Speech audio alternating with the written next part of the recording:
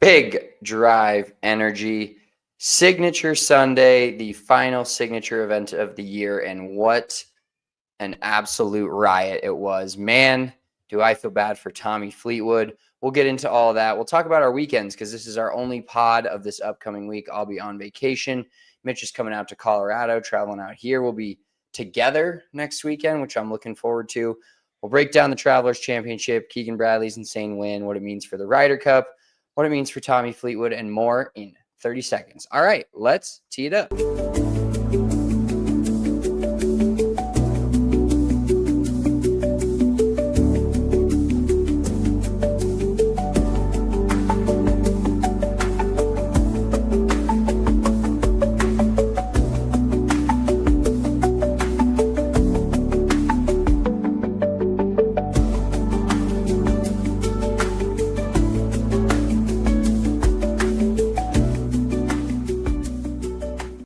Big Drive Energy Signature Sunday. We've only got really two big Sunday shows left, and that's the Open Championship, which will be a little earlier in the day, probably like a nooner or something like that in 3 weekends, and the Ryder Cup, which will be electric. We'll talk about the Ryder Cup a little more today because of what Keegan Bradley did and where he's at in the standings. But first, since it's the only show of the week, how was your last week, Ben? How was your weekend? How much of the Travelers did you get to watch? I know you're at the beach house. I already miss it after being there, but last weekend it was a little overcast. I will say, dude, my chest is definitely peeling. Yeah, my chest also got it a little bit yesterday. I'm showing a little tit if you're watching on the live stream. I definitely got a little roasted this weekend, but it was nice. Saturday was very nice. Pretty warm, definitely. Cracked a few surf sides on the beach, hung out. It is funny though, because I enjoy just throwing in an AirPod and like listening to a podcast, and Missy gets pissed at me because she has music on and then she's like trying to talk to me and I'm hearing 3 things at once. And so then I'm like, what'd you say? I just am not really listening, but she's also kind of zoning out. So then she's like, why do you listen to a podcast? So I'm like, this is my version of relaxing. I know that sounds fucking psychotic. A lot of people don't listen to podcasts to relax, but I just throw in a podcast like in my own little world. I'm like a little kid out there.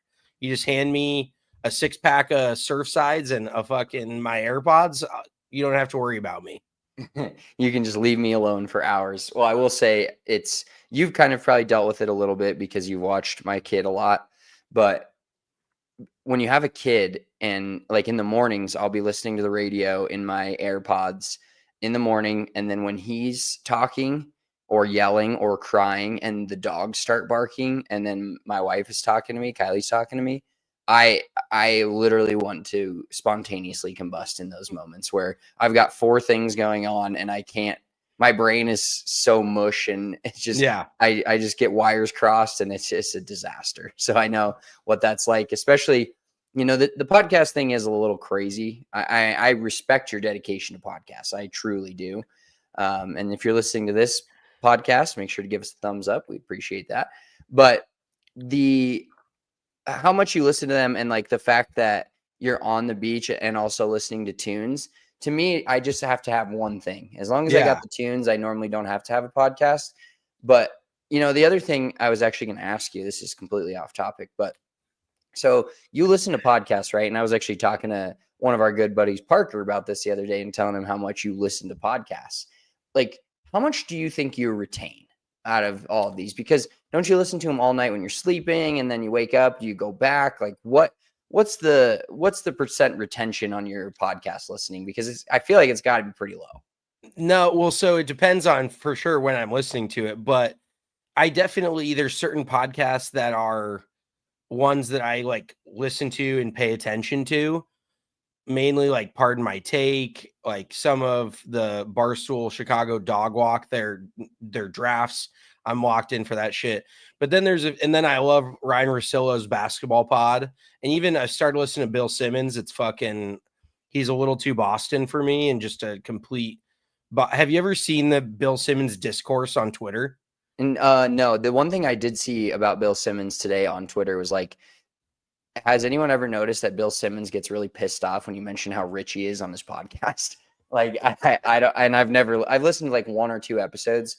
I know he's a big Jokic guy, so that kind of breeds me to potentially listen to him. He did a live show here in Denver, and I guess it was awesome. A bunch of our people went from my work, checked it out. But yeah, I don't know, dude. Podcast for me, if I can listen to them if I'm on the plane and they're downloaded, and that's kind of my thing. But they also have to be very up to date. Like if the same podcast has recorded another podcast since the one I'm listening to in the current time, I cannot listen to it. I feel like it's an old book. It's an old movie. I can't watch it. I can't read it again. I can't listen again.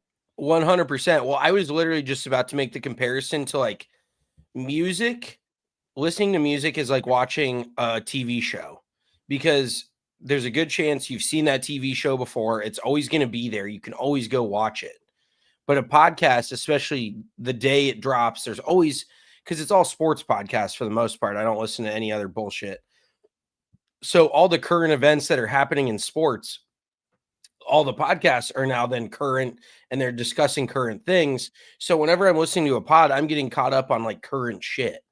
And that's where it's different for me, because it's almost like my version of news, even though it's not really news. It's the way I want to consume the information that I'm getting.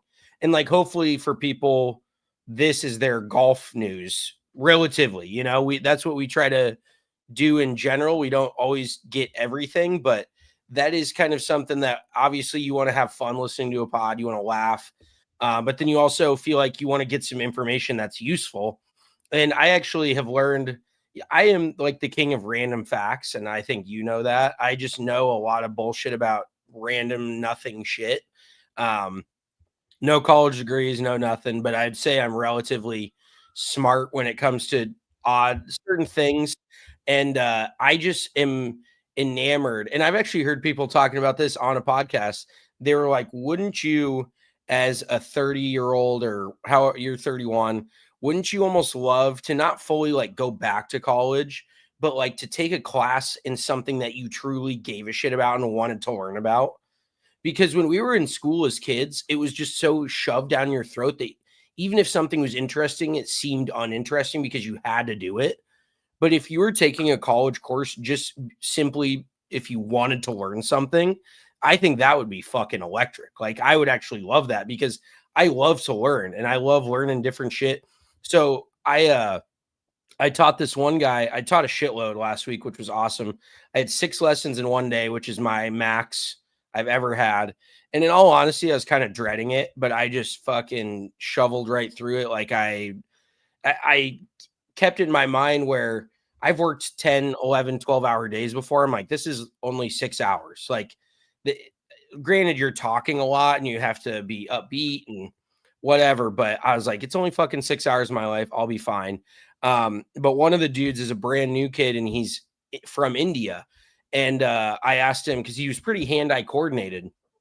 And I was like, what sports did you play growing up? And he said he played cricket. And cricket isn't necessarily something that like I want to watch and that intrigues me, but I know nothing about it, because I've heard there's cricket games that can last fucking 10 hours. So I was like, is it true that I asked him a few cricket questions? And apparently, oh God, this kid was like, I've just been trying to get a fucking golf lesson. This guy's asking me about Indian cricket. No, he enjoyed. I think people in general enjoy when you have an interest in what they're providing, what they know about as well. No, 100%. I'm just messing with you. No, he was probably stoked that anybody else probably tells him they're into cricket or that he plays cricket, like, and they're like, fuck off. Oh, let's figure out something else to talk about. Yeah, right. Exactly. Well, and that is where I was very interested, because cricket is actually closer to golf, I would say, than baseball, because you're hitting it more like off the ground. So you have to kind of control your low point, like where the bat is bottoming out. But he told me that there used to be, and I guess they've kind of died out. I really don't know anything about it, but he said there used to be matches that would go on for 5 days, where they would have a morning session and an afternoon session for 5 straight days. I think against the same fucking team 5 days in a row. And I was like, do you even like if you get tickets for one, do you get tickets for them all? Or do people come watch the morning and not the afternoon? Like, how the fuck does that work? But I guess the most popular version of cricket right now, the game usually lasts like 4 hours. And then there's 3 versions. The other version is like 8 to 10 hour matches.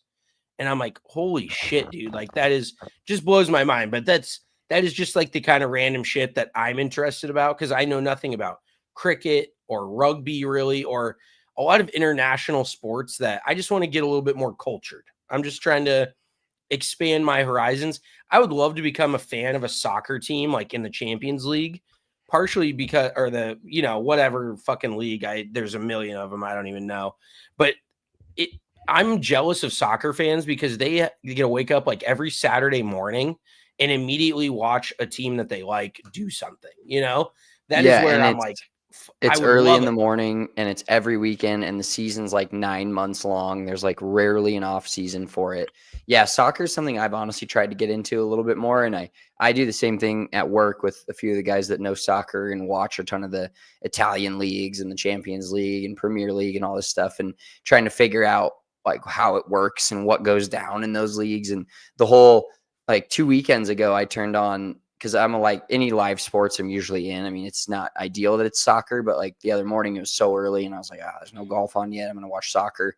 And it was the weekend where teams were getting relegated and promoted. And it's like a team lost 2-0, but because of the points and this and that, they're getting promoted to the Champions League or Premier League. Yeah, I could have no fucking clue.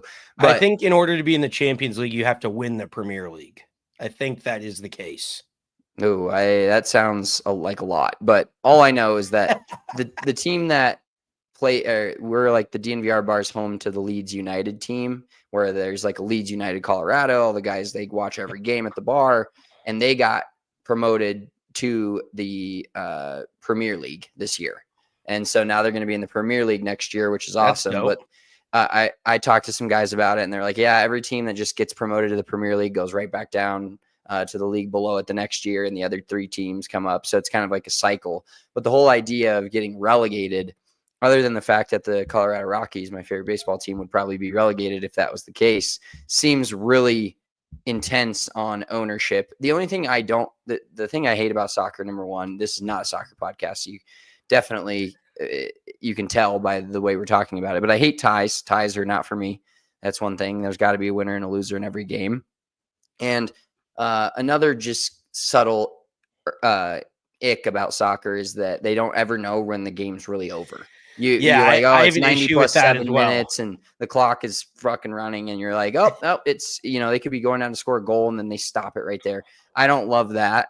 But I also, talking to, and it's probably a lot more simple if you follow it, but talking to a lot of the people, like, it's truly based on money, and like the more you just pay, there's no salary caps or anything like that. So teams can just get the best players, and they can just buy players from other teams, even in the MLS, and, which is, America is not number one in soccer. Like the Champions League and Premier League would absolutely destroy even an MLS all-star team.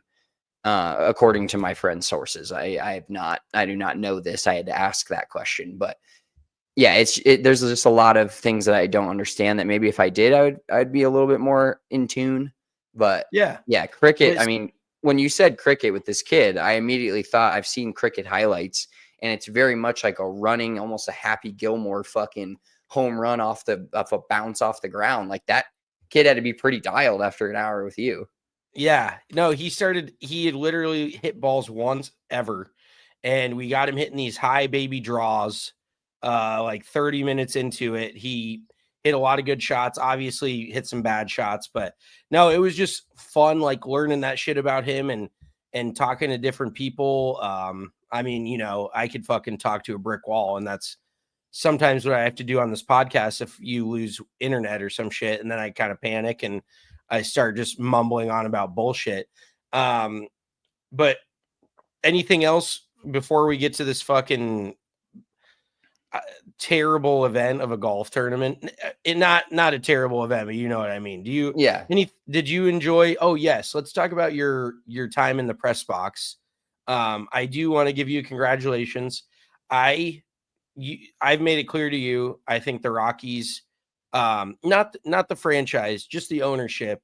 I think I will never be a fan of baseball again until they sell that team, or somebody actually takes the reins, and steers the organization in a different direction. But pretty much at this point, and by the way, did you see that tweet that Patrick Saunders put out about one of the owners is now sober and thinks they need a new face in the front office? Yeah, I talked to him today about the story. Like I read the story at the game, and then Patrick Saunders was sitting 2 feet in front of me to the left, and so we were all kind of like talking about the story, and it's very hopeful to read something like that where ownership is probably not going to sell, and that's very much a pie in the sky idea. But the more and more this like people are like the owners and the ownership group is reading the tea leaves and knows that it needs to bring someone from the outside in instead of constantly promoting from within. So if they get a new GM from outside the organization, maybe you're on, maybe you're back for a little bit. I mean, they're still going to be bad for a couple of years for sure. But time in the press box was great. It was awesome to be able to just go in there and watch the game from a great viewing perspective. I had a couple mulligans of the week, which we'll just get to. I'll just get to them right now because we're not going to do official mulligan of the week. But number one, I cheered a couple times last night. I didn't today, but like there was a fly ball to right field. We were pitching. The Rockies were pitching. And there's a fly ball to right field, and the guy was running home from third after he tagged up, and I was like, "Get him, get him!" I was like standing up, and I was like, "Okay, I can't be doing that." Did everybody look at you when you did that? No, because I didn't go like all out like when I was drinking. I wasn't drinking, for the record. That was what was funny is the 2 Rockies games I attended this weekend in the press box didn't have a single sip of alcohol, actually, obviously. But I can't remember the last time I went to a Rockies game and did not have a sip of alcohol. So that was new. Watching the game sober was new for me. A lot less fun. Yeah. No, it was cool because like it was weird because like I'm cheering inside, but I'm just like Jordan Beck hit a home run last night in the first inning, and I was like, and just like stare. And inside, I wanted to just stand up and fucking bang on the table, but you can't do that. And then the second time after I did the get out, I was like, okay, I can't be cheering. And I went to like clap, and I stopped myself mid clap. So the cheering in the press box is kind of frowned upon. They do have a fucking hilarious thing that the guys do. It's like Patrick Saunders, Patrick Lyons, who used to work with me at DNVR, now does just baseball. There's another guy, Kevin Henry, and Thomas Harding, who Thomas and Patrick Saunders have covered the Rockies for like 25 years. Like Thomas Harding, I know for sure since 2000, Patrick Saunders just as long, or if not longer. And every time there's a leadoff walk, one of them goes, "Hey, Thomas, what was that?" And Thomas goes, "A leadoff walk." And then they go to Kevin, and he goes, and then Patrick goes to Kevin, and he goes, "And what is that?" And then Kevin goes, "That's problematic." And then he goes, "And what can that be?" And then Patrick Lyons goes, "That can come back to haunt you." And they all go, "Ooh," like at the same time. It was fucking hilarious, dude. Oh, and my just God. Every leadoff walk they do that. But it was fun being in there. It was great, like insane to go down in the Coors Field dugout, like the first base dugout, and just sit there before the game, watch the players do stuff, interview the manager. And then my second mulligan of the week, I was too scared to ask a question in pregame yesterday. Way too scared to ask a question in postgame yesterday because they lost. Manager was getting kind of feisty. I mean, Warren Schaefer's a fucking nut, dude. I don't know if he's crazy. He's like very calm, but he looks like a bodybuilder. I mean, the guys could knock me out with one finger. And so today I asked a question post game in the press conference. And the post game, you actually have to take a mic and ask. So I was like, fucking my heart. I could feel my heart beating. And I asked the question, but I fucking called him coach. Because I was like, dude, I don't know this guy enough. Like, I've been here. Warren dapped me up yesterday, but I'm not going to be like, "Hey, Shafe," like everybody else call him Shafe. They fucking are there 80 times a year and talking to this guy twice a day for every day. So I was like, I just called him coach. And I thought it was fine. The question came out good. It was clear and concise. And then Ryan Spilborghs came up to me afterwards like, "Hey, dude, so just so you know, like, you don't call him coach. It's Skip or Warren or Shafe. That's what and so it's kind of, I probably like put way too much into it because nobody said anything or anybody else was even like probably thought about it. But yeah, I think Spielberg just kind of wanted to big dick me a little bit, which is fine. I mean, whatever. I was going to say that's like I totally respect your position, because if you don't know somebody like that, you're not just gonna pretend like you're boys and he's looking at you like, who the fuck is this guy calling me Shafe? Like I've known Right. the guy. So Yeah. I totally get where you're coming. Like Yeah, I but do love Spilly, but I can see him being like, this is my fucking, like I run the show, kind of I've been around. It's like, dude, and I'm just gonna be flat honest. If you're like covering the Rockies, there's no big dick. There should be no bragging about anything. And not that, it's a Major League Baseball team, but when the Rockies are in the position they're in, let's just say the barrier to entry is not as high as it could be. It's yeah. not the LA Dodgers. There's not fucking journalists knocking on the door every fucking day to come cover the Colorado Rockies. Like, the fact that there's anybody there to ask anyone questions after, and I just love your passion for the game. Like, I truly respect it. That's how I know you're loyal, like in a sick, twisted, fucked up way to things. Because you can watch the biggest heaping pile of dog shit out on a golf course, on a baseball field, and still somehow get like excited about these wins. We're on track to have by far the most losses in baseball history. As far as I can tell, what are we on track for? Like less than 40 wins? Yeah, it's close to 40 About 40. now. Yeah, About about 40. 40. They're 18 and 60 right now. So they've won 9 games in June, which is as many as they won in March, April, and May combined. So don't let the Rockies get hot. Okay. Well, let's move it on. Yeah, Fucking let's talk about the Travelers Championship. Where this is a golf podcast. We remind everybody of that every single episode, and this one is no different. So let's talk about the Travelers Championship. Keegan Bradley bringing home the trophy, winning a signature event, and vaulting himself up in the Ryder Cup standings. Do you want to start with Keegan Bradley, or would you rather start with Tommy Ladd and Tommy Fleetwood? Oh man. Well, so you were the one who bet Tommy Fleetwood. What I did. I what live bet him, and I was watching the game driving home from Coors Field, or watching, because I watched up until the 16th hole, and that's when we had to go I watched them hit their shots on 16, and that's when we had to go do the post-game presser with the manager. So I missed the 17th hole, and then I got back in my car, and I flipped on YouTube TV as I was driving down I-25, watching the game, or watching the rest of the golf. And I tried to log into my DraftKings account and cash out Tommy Fleetwood before he putted on 18. Because even if like they're thinking probably, it's still probably going to be a good amount. I didn't put a ton on it. I just wanted to have something on somebody that was able to win the tournament, because my fucking picks, my singular pick, Cam Young, was so bad that it was like gave me nothing. You got us some money. Hall. I kept us afloat for the week. Harry Hall, Akshay Bhatia, fucking terrible week for him.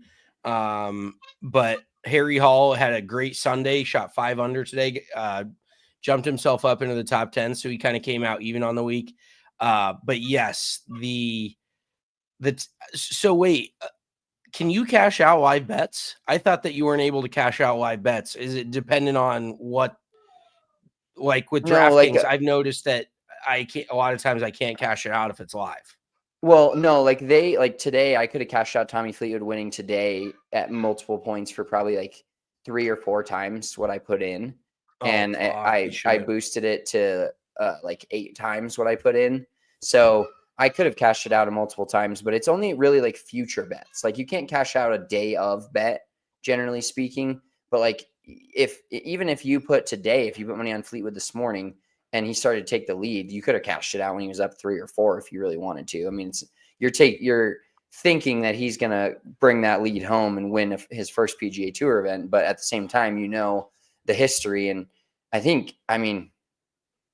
Keegan did win it, but Tommy also lost it. Like, where if you had gun to your head, which crazy, whatever, put your mortgage on it. I'm panicking. I'm shitting my pants immediately. Yeah, somebody says something like, if you had to pick if Keegan won this event or Tommy lost it on that 18th hole, and just in general, what's your thoughts? Because Keegan did make like that 60, 70 footer up the hill, kind of kept himself in it. And then just on the 18th hole, before he even knew what Tommy was doing, he hits one to 6 feet that almost no matter what, unless Tommy was going to make birdie, would give him a chance to tie and go into a playoff. So did Keegan win it or did Tommy lose it?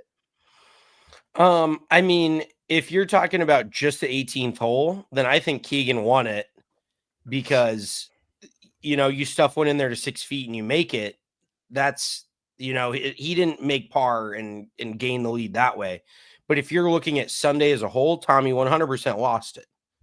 On a course that he was 16 under through 3 rounds, he fires 2 over on Sunday. Like it's one of those things that the further you get away from a win, the harder it is. And that's where guys like Scotty Scheffler just kick that door down. Rory in his prime kick that door down. But the more that you can't win, and not even the big one, you can't win anything, the harder it becomes to get over that hump. I mean, we've seen it in multiple other sports where if teams keep getting to that point and not winning a championship, they're going to eventually regress before they ultimately get over that hurdle, because you can't keep knocking on the door. And let's just call a spade a spade. He choked it away. You 3-putt on 18. And I heard the conversation with his caddy where he had 147 in, a little up the hill. I want to say a hair downwind off the left. And this pin is always tucked front right on Sunday. He's thinking, I'm sure with adrenaline, he's trying to hit a hard pitching wedge. Why in God's fucking name are you not hitting it middle of the green with a 9-iron all day? There's not even looking at the flag. And I know that he 3-putted, so that's not really a great praise on him being able to get it down in 2 from the middle of the green, but he had a good 45, 50 feet because he didn't get it all the way up into the green. He left it on the front edge. And then to add insult to injury, he puts it right behind fucking Keegan Bradley's ball. Dude, when I saw that, and then even I think Nance called it out and was like, he's still out and it's right behind Keegan's marker. And I was like, yeah, because honestly, like, you can go back and what if the fuck out of every sporting event you've ever been to or seen. But if Tommy hits that 6 feet by the hole on the other side, it completely changes the dynamic of it. And and even if he's still out, he doesn't feel like I'm making this putt to potentially tie, but Keegan doesn't have a perfect line. Keegan has a little more pressure on him. I mean, just where he hit it, I feel so bad for Tommy Fleetwood, man. I just, like, he was gutted in his post-round interview. And it was the thing that sucks about this so much is Keegan Bradley was a great winner. And Keegan is one of the guys that a lot of people root for, especially in the Northeast, like where they played this event. He's won it. He won it 2 years ago. Now he's won it again. How I missed him this week in my normal, just very low level betting card and how I go about things. How I missed him, I don't know, but he is a great winner and a guy that everybody wants to see win.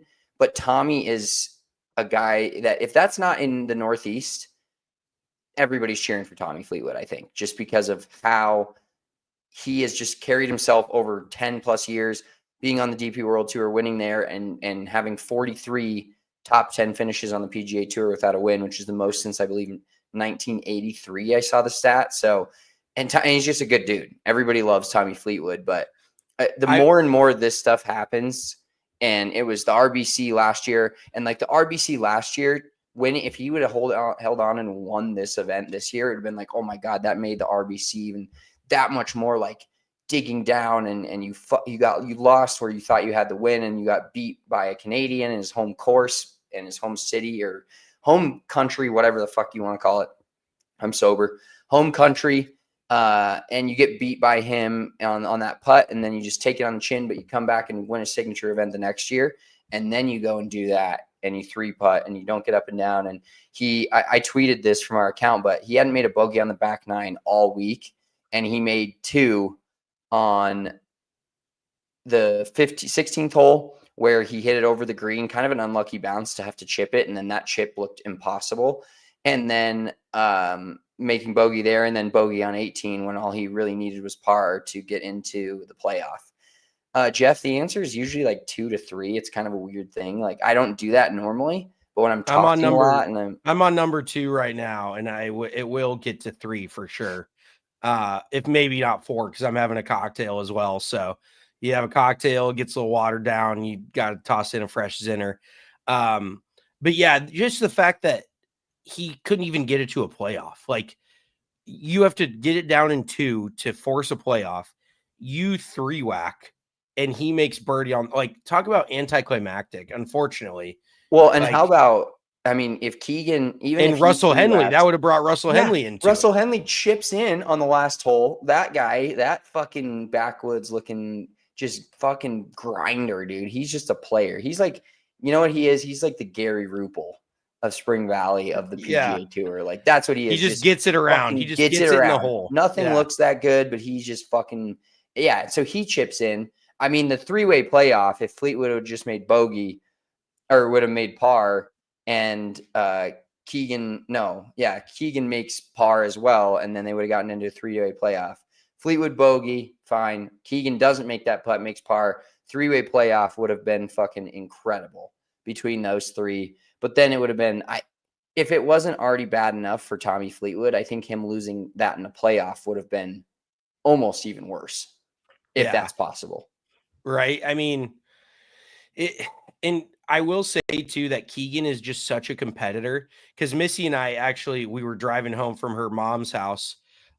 They were doing like a late Father's Day get together with her whole family. So that was a treat. Just 30 people talking all at one time. I was on fucking overload in my own head, but we were leaving while they were on the last hole. So I had Missy live stream it and turn up the volume. And she's fucking awesome even for doing that and giving me like a little play-by-play as to what was going on. But she goes, do you think Keegan like kind of wants Tommy to win? And I'm like, if there is one dude on the PGA Tour that wants to win more than everyone else every week, no matter how well they play, it's Keegan Bradley. That dude, and he is the old school Michael Jordan. I will rip off your head and shit in your neck. Like, I don't care if I beat you by 40. I want to win more than I want anything. And I was like, absolutely not. And especially with Tommy being a stalwart on the European Ryder Cup team. And now he doesn't want to give him that momentum, because Tommy's, I mean, he's a very, very good player and he's been pretty successful in the Ryder Cup and everybody loves him. Like you said, he's a great locker room guy. And if he's playing really good golf on top of, being probably the 5th or 6th best player on the European team, then the Americans really don't have a fucking chance. So Keegan wanted more than anything to just bury the guy. And Keegan played pretty fucking well today, all things considered. There was some lower scores, but that course looked like it was getting baked out. It was hot as shit out there. And he grinded it out. I think he made like a 50-footer on 9 that kind of jump-started his round a little bit. And Keegan is the king of grinding everything out, hanging in there, hits bad shots. Like talent-wise, he's not even top 10 in the world, but not even close. And he'll admit that. But he is like, Keegan Bradley is the TJ McConnell of golf. He is going to out-effort you. He is going to be more focused. He's going to have more will than you to win. Even if he doesn't win, he is going to give every shot everything he's got. And Tommy is the king of looking relaxed and the smooth tempo, all the swings all over Twitter. Like, look at this guy's swing. It's so pure. And at the end of the day, if you can't get it done, you can't fucking get it done. And like, it has got to be a mental thing at this point for Tommy. There's no way it's not, because a guy like a player of his caliber should not go out and shoot 2 over on a golf course. He's been 16 under the first 3 days. That is where I think it is clear that it wasn't necessarily his actual game itself. It was more of the fucking demons in his head just telling him, you haven't won, you can't win, you can't do this. And it's a self-fulfilling prophecy. We know that in golf. You look at a water hazard and say, don't hit it in there. What are you going to do? You're going to fucking blow it right into that water hazard. Like, I'm sure Tommy was thinking, you can't lose this. And 18 is not a hard hole. The fact that he got out of 17 with a par, he hits it in that left fairway bunker. He's got 180 yards, a little into the wind, full shot over water from 180 in a fairway bunker. Even a scratch golfer would dump that in the middle of that fucking pond, guaranteed. He hits it to like 20 feet and then blows it like 6 feet by, makes the comebacker. And that's when I was like, okay, Tommy's got this. And to be in the middle of the fairway and somehow make bogey on 18 from the middle of the fairway, it is there's no words for it at this point. It is so defeating. And obviously he's cashing checks, he's making great money, but I don't know how many more times Tommy Fleetwood can go through this. I think we could see a big regression in his game because you feel like you keep knocking on the door and you can't bust through. Then what the fuck's the point? You know what I mean? It is the most mentally defeating thing in the world, I'm sure, for him. So just brutal. I feel for the guy, but I love the fact that Keegan won. Like, Keegan has just been an electric factory ever since he got that Ryder Cup captain's nod. He is just on a different level right now. So it was very cool to see him stuff that one in there, make the birdie, and actually get the W outright. Like, I did not see that coming, not even close. Yeah, and let's talk about Keegan in the Ryder Cup and the captaincy of that. Obviously, we know he's going to be the captain, but the question leading up to it will be, does he pick himself? Will he automatically qualify? Will he get into that top 6? And so after tonight, after this event, he's 9th in the Ryder Cup standings. Russell Henley jumped from 7th to 4th. So now he's all the way up there in 4th. Who he jumped... Let's see here. He jumped Colin Morikawa and JT. So JT's now in 6th in that last auto qualify spot. And Amanda Balionis asked Keegan Bradley right after the tournament, she said, I know you've talked about the Ryder Cup team and if you'll pick yourself and blah, blah, blah. And so she kind of tried to get him to answer it. And did you hear what he said? He just said, go USA. Yeah. But apparently in his post round interview, he did say something to the effect of, I will pick myself if I feel like I give us the best chance to win. And then he wouldn't relinquish the captaincy. He would continue to be the captain. He'd just put more pressure on his assistant captains in terms of he's going to have to obviously prepare himself to play. Not going to be all microphoned up and riding around in a cart, actually out there hitting it. So it's going to be it's going to be one of the bigger stories in golf. I mean, the Ryder Cup always is a big story. But the fact that if Keegan either auto qualifies or B picks himself over somebody, which is going to be, I've seen 2 hilarious tweets about that. The Wyndham Clark one.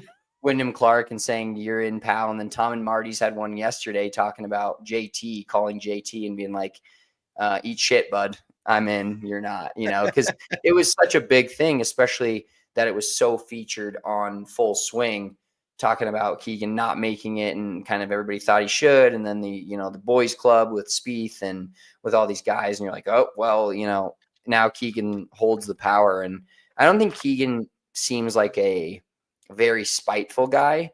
He doesn't put off that vibe, but at the same time, he's a professional athlete playing golf at the highest level. And like his level is, it's not Scotty Scheffler, it's not Rory, but like he's kind of in that 2nd to 3rd tier of level of playing professional golf, and those people, they don't succeed getting there by being soft and being Mr. Nice Guy, so I'd be curious to see. I think my gut instinct right now is he still doesn't pick himself because he's on that nicer level where he's like, oh, I'd rather have these guys in it. But I think if he has a couple more finishes, when it ends, like when the Ryder Cup, I would assume after the FedEx Cup.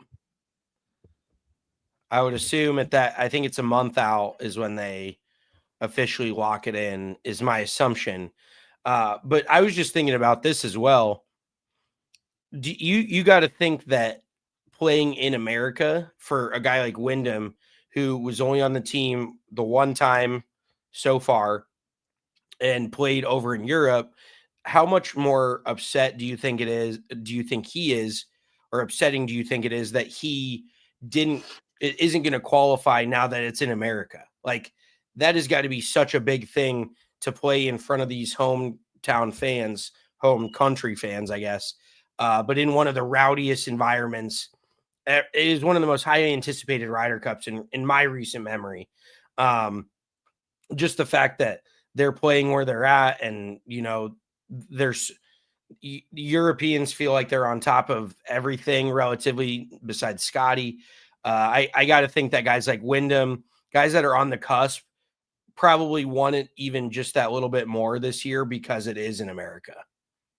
Yeah, and it's just been pure domination in America for the Americans. So if there is some, if this is the Ryder Cup that the European team finally wins on American soil, I think I'm stoked for the Ryder Cup no matter what happens. But it's going to be a fun week in September, late September. So mark that on your calendar, September 26th through 28th. But the qualification period ends on August 24th after the Betfred British Masters tournament. This applies to both the European and United States teams, with players earning points based on their performance at PGA Tour events and majors. So August 24th. So I think that the FedEx Cup has no dealings with it. I think it's just the majors, I want to say, and then a few of the final PGA Tour events. Got you. Okay. Yeah, I mean, let's see, because there's the Rocket Mortgage, the John Deere. I'm going to go through this. I know you're going to hate me. Scottish Open. And then you've got the Open Championship. It even goes through the Barracuda, the 3M, the Wyndham, the FedEx, the BMW. Oh, no. So it does go through the Tour Championship. Yeah, so all the way through the Tour Championship is the last weekend. Okay. So let me ask you this. If there's one dude that you could see potentially step up in the next 6 weeks and vault himself into that position and just play really good golf and maybe win an event, who do you think that guy could be? Let me check the current Ryder Cup standings.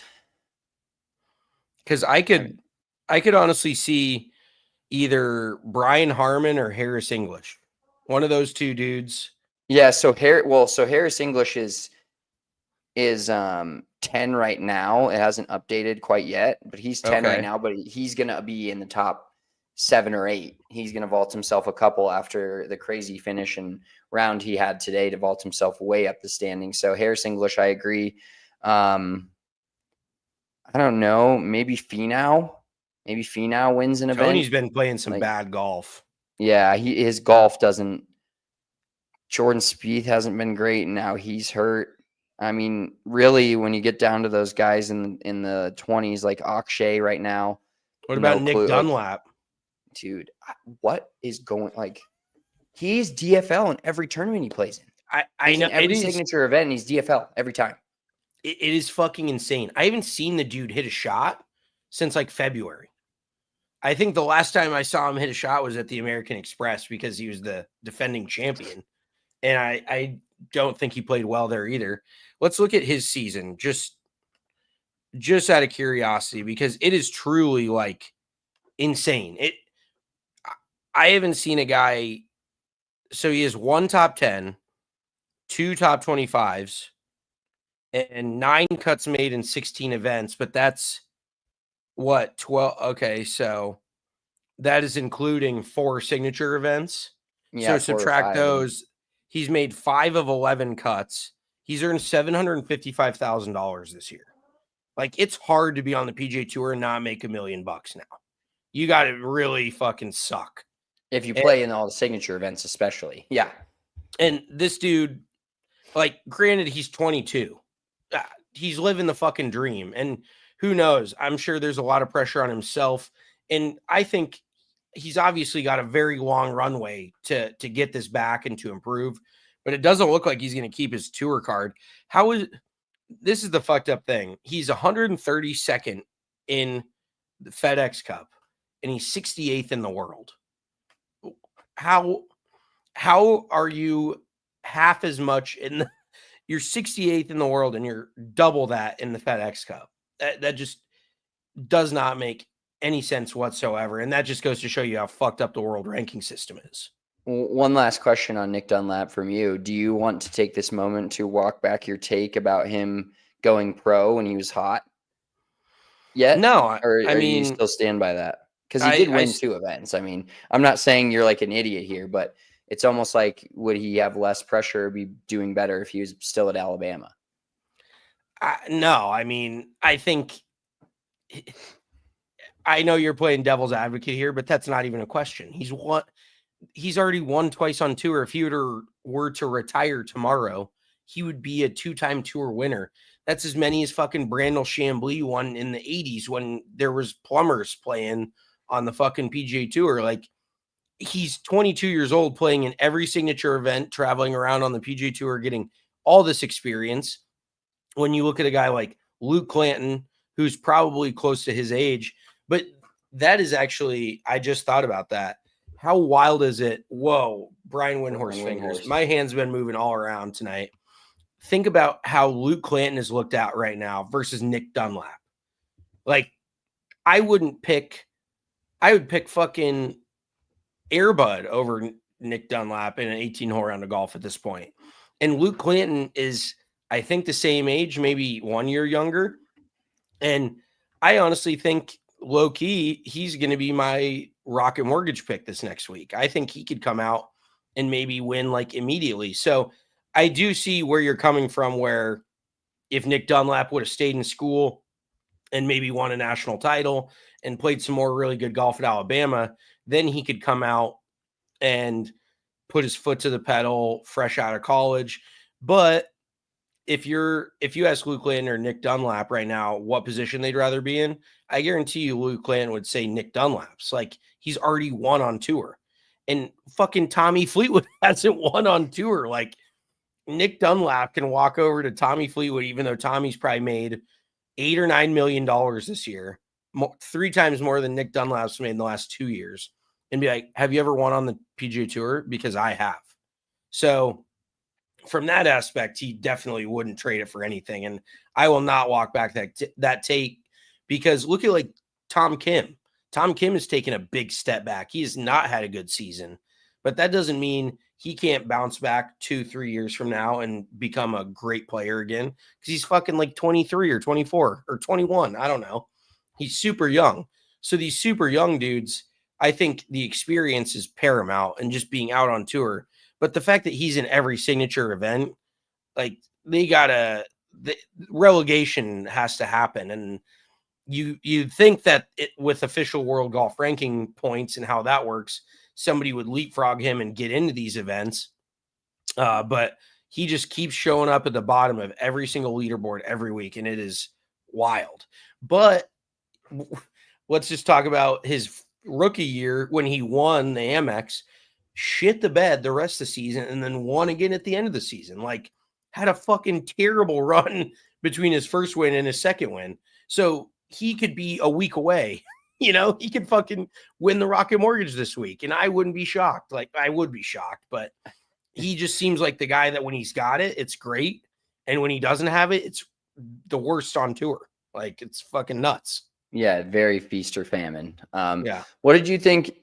Did you feel like the golf course played a little bit? I know Friday this year it was insane winds, and so like there was not a lot of low rounds on Friday. So then maybe just the one round kind of got the scores to that 15-16, which is a little less than we've seen in the past. But I felt like the golf course wasn't. It's always so crazy to me when guys go out and fire, like Cam Young, which never betting on him again. I am absolutely not. I cannot do it. Doubled the first hole. Comes back and somehow fires like 32 on the front and then shoots 5 under the day. And I'm like, I was so jealous. I was like, fuck, I should have picked Cam Young. Like, God damn it. I'm such an idiot. How could I not see this coming? But a PGA Tour event is 4 rounds of golf, unfortunately. And he just manages to shit down his leg every week. Cam Young's another inexplicable one that he may never win on tour either. And you line him up on the driving range next to 10 other dudes, he fucking dog walks them. He makes them look like they should be at your local club playing the fucking member. But when he gets out on the golf course, there's something inside of you that you can either get it done or you can't, and you step up in those moments or you don't. And Cam Young just doesn't do it either. Him and Tommy Fleetwood need to have a fucking group chat going. Like, there's only 2 of them, so I guess that's just a text chat. But That maybe who would you say is another guy that you think of immediately as a choker? I mean, Rory comes to mind, but he kind of got over that and winning the Masters this year. A guy that you just can't think Shane Lowry.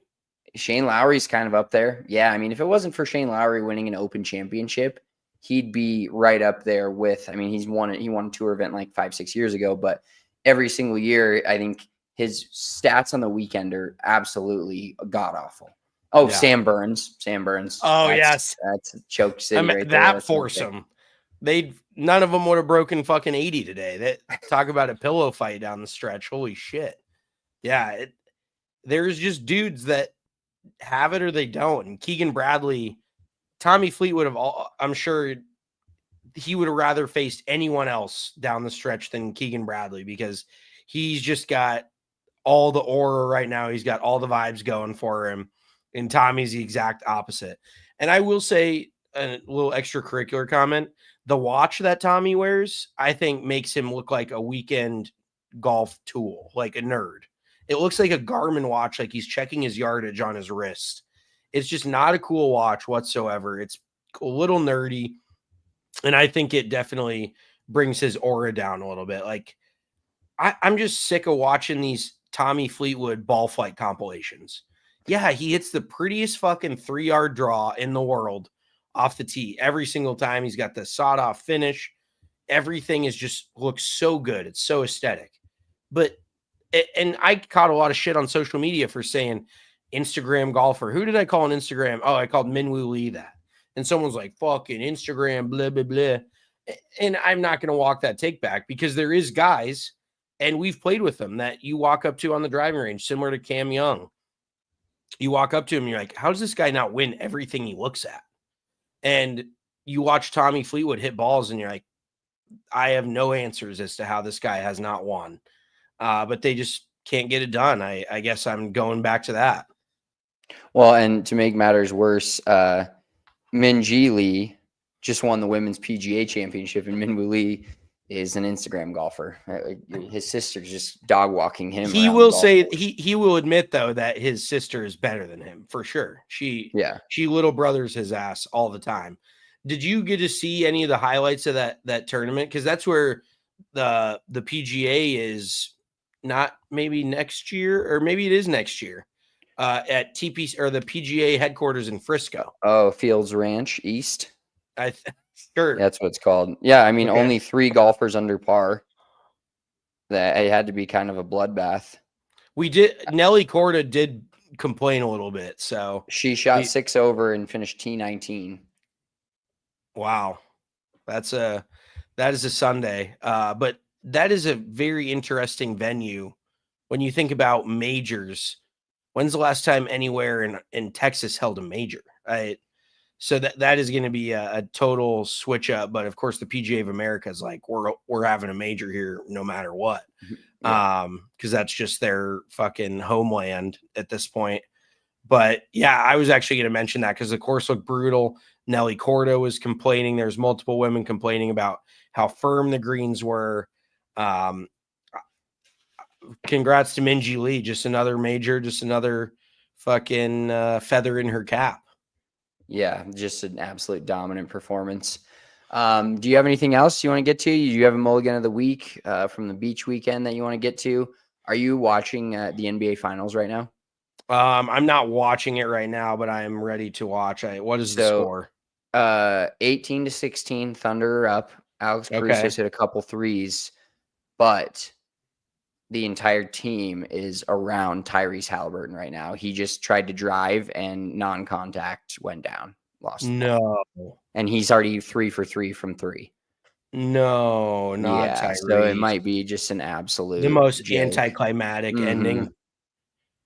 Yeah. Oh, fuck. Well, did you see that the Thunder already have champions painted all over their buses and shit? Like, yeah, Rick Carlisle was not happy about that. Carlisle was pissed. And then the entire ESPN panel, not a single person picked the Pacers. Like, do they not know how this shit works? Do they not see that every time they pick one team, the other team wins? They're fucking dumber than shit. I'm sure Stephen A. Smith is playing solitaire right now on his phone. He's like, "Oh, what happened to Tyrese Halliburton?" But no, I want more than anything for the Pacers to win it. I don't think they're going to, but that's what I've said this entire time. I mean, the Pacers are in a Game 7 of the NBA Finals, so don't count them out. I saw a stat, I want to say, that they were underdogs 19 of their last 21 playoff games this postseason. And obviously they've advanced all the way to Game 7 of the NBA Finals, so they've won multiple of those outright. So I just wish I had the nuts to just throw some money on Pacers money line every single time they played, because they just because you're getting like plus 200 on every single game. exactly, like just the fact that an NBA Finals Game 7 is a 6.5 point game is a little bit like wild. But then the Thunder could win by 15, and fucking nobody would be shocked. Mulligans of the week. We went and got coffee today. I sent you a picture. It's a very nice coffee house called Lava Java. Fire coffee house name. But it was just packed as fuck. And it's so packed that like it's in a small house that's turned into a coffee shop. And it was just like raining like crazy. And they tell you to stand outside and wait for your food. And I stood underneath this tree, like thinking it was going to help me. And I just got fucking soaked. And I was like, Missy, go sit in the car. Like she was standing. She's like, no, I'll hang out with you. And there was an umbrella. I just didn't want to be weird because there was already like 4 people underneath it. I didn't want to go jam in there. So I just looked like a fucking idiot standing underneath this tree. Like it's doing nothing. I'm just getting peppered. And the food took like 25 minutes. I was like, Jesus fuck.